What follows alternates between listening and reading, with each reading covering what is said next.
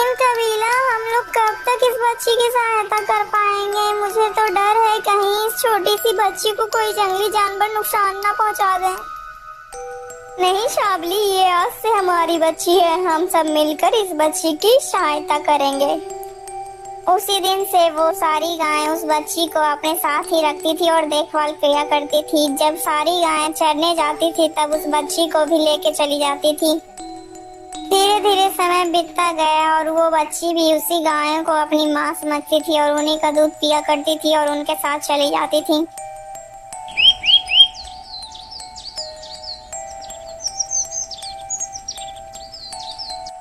अरे मेरी बेटी, तुम तो बड़ी हो चुकी हो और समझदार भी, इसीलिए मैं कह रही हूँ कि तुम आज से यहीं पर रुकना। मैं तुम्हारे लिए जंगल से अभी फल लेकर आ जाती हूँ। तुम यहाँ पर बिल्कुल सुरक्षित हो।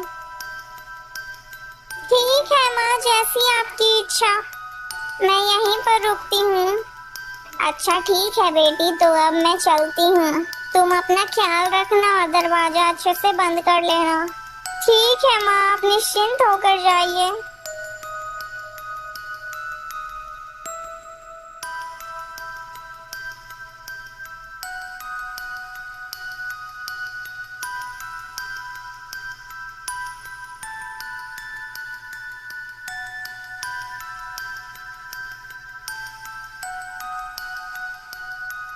अरे वाह, यह जंगल तो कितना सुंदर है। जी तो करता है कि पूरे दिन इसी जंगल को बैठकर निहारती रहूं।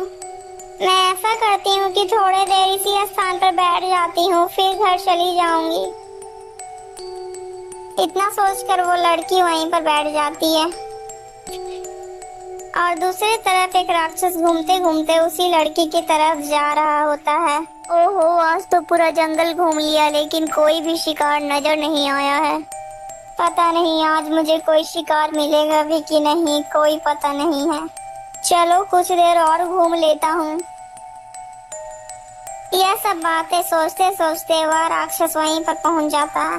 अरे ये कौन है? ये तो लगता है मुझे कोई इंसानी बच्ची है।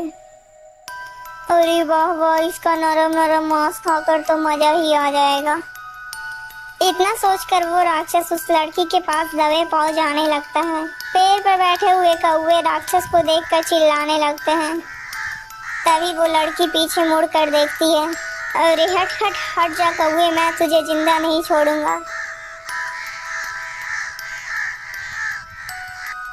अरे इतनी जल्दी वो लड़की कहाँ चली गई? मुझे लगता है वो लड़की इतनी जल्दी गुफा के अंदर ही होगी। राक्षस जल्दी से जाता है और गुफा का दरवाजा खटखटाता है।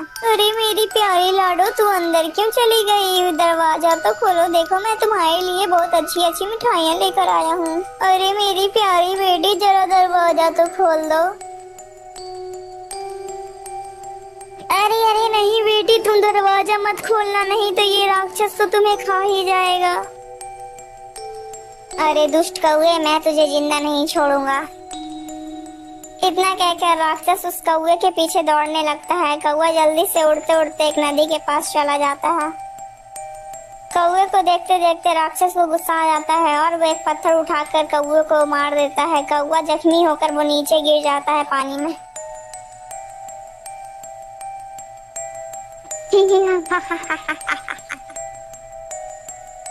अब आया ना अकल ठिकाने, बहुत ज्यादा होशियार बन रहा था। चलो अब मैं जल्दी से चलता हूँ, लेकिन अभी तो शाम होने वाली है। अब तो सारी गायें गुफा में आ भी गई होंगी।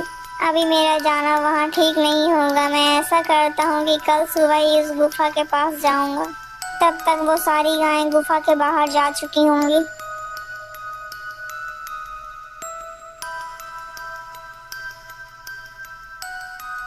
अरे ये क्या बहन, यहाँ पर तो उसी राक्षस के निशान बने हुए हैं जिस राक्षस को हमने कुछ दिन पहले यहाँ से मारकर भगाया था। अरे साबरी, वो राक्षस तो यहाँ आ गया होगा, तो हमारी बेटी को कहीं उसने नुकसान तो नहीं पहुँचाया होगा। फिर वो सारी गायें जल्दी से गुफा के पास जाती हैं। अरे बेटी, दरवाजा खोल दो, मैं तुम्हारी माँ हूँ, मैं तुम्हारे लिए फल लेकर आ गई हूँ। लड़की जैसे ही अपनी माँ की आवाज सुनती है तब वो जल्दी से दरवाजा खोल देती है और अपनी गाय माँ से लिपट कर रोने लगती है। अरे बेटी तुम रो क्यों रही हो, क्या बात है? अरे माँ, आज एक बहुत बड़ा भयानक आदमी आया था जो दिखने में बहुत अजीब था और वो मुझे बार बार दरवाजा खोलने बोल रहा था। अरे बेटी कोई बात नहीं, अब तुम डरो मत, अब मैं आ गई हूँ, अब तुम्हें डरने की कोई आवश्यकता नहीं है। उस दुष्ट की इतनी हिम्मत कि वो मेरी बेटी को डरा है। पिछली बार तो उसे जिंदा छोड़ दिया था, इस बार उसे जिंदा नहीं छोड़ूंगी। दोस्तों अगर आपको ये वीडियो अच्छी लगी तो प्लीज वीडियो को लाइक करके चैनल को सब्सक्राइब कर दीजिएगा दोस्तों। और दोस्तों इस वीडियो का पार्ट 1 देखने के लिए हमारे चैनल में जरूर आइएगा। दोस्तों इस वीडियो को आगे देखने के लिए हमारे चैनल के साथ जुड़े रहिएगा दोस्तों। इसके आगे की कहानी भी जल्द ही आएगी। दोस्तों आपको ये कहानी देखकर क्या शिक्षा मिली कमेंट में जरूर बताइएगा दोस्तों। और दोस्तों ये जरूर बताइएगा क्या आपको गाय माता अच्छी लगती है।